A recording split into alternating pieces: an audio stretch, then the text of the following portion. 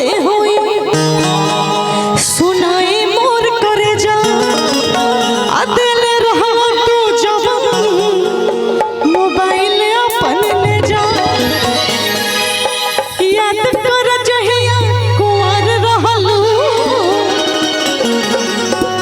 कि पियवा से पहले हमार। अब भाभी बैठी थी तो कैसे गाते ये गाना बताइए, कितना खराब लगता। अरे बाप रे भूकंप आ गया, भागो। क्या हो रहा है भाई? ठीक है, ठीक हो गया, भूकंप आ गया।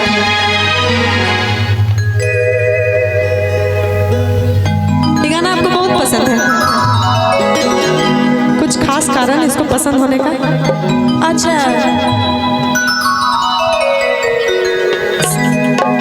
ब्रेकअप हो गया, 9वां चल रहा है क्लास, 9वां प्यार है आपका। अरे बाप रे, कितना अभी करिएगा, कितने का शपथ लिए? अगला बार शादी कर लीजिएगा प्लीज महाराज, कर लीजिएगा। अब रहने दीजिए कि अब बात न हमसे होई सुनाई मोर करे जा दिल रहा तू जब मोबाइल अकेले जा। ये वाला दे सकते हैं कि याद कर जहिया कुंवर रहलू पियवा से पहले हमार। कि याद कर जहिया कुंवर रहलू कि पियवा से पहले हमार रहलू।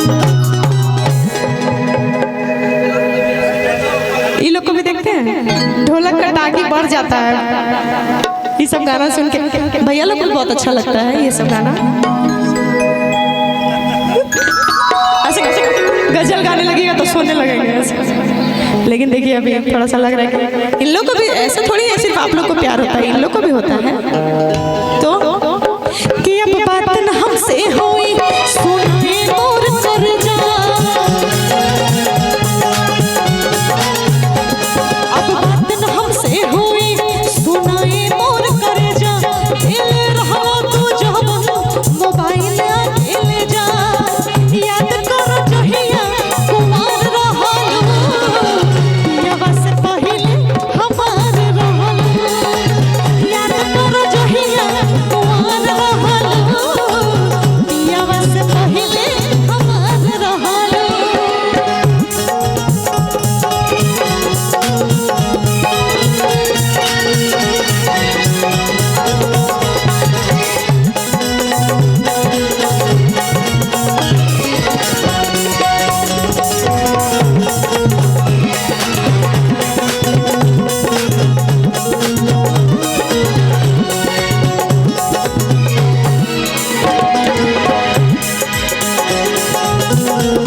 तू चीज बड़ी है मस्त, तू चीज बड़ी है मस्त मस्त, तू चीज बड़ी है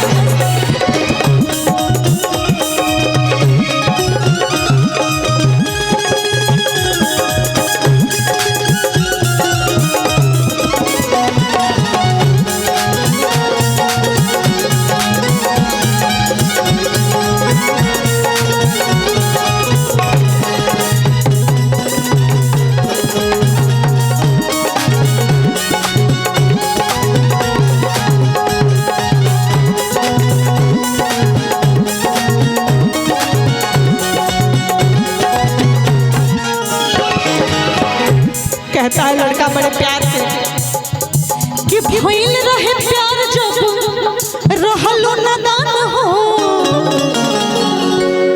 कि भइल रहे प्यार जब रहलू नादान हो। ऐसा हम ही खिया के तो के कोई नहीं सियान हो तो मम्मी पापा क्या किया था? 7 को गर्लफ्रेंड है, 7 क्लास से। थोड़ा बड़े तो हो जाने देते खुद को, बचपन में प्यार कर लिया आप।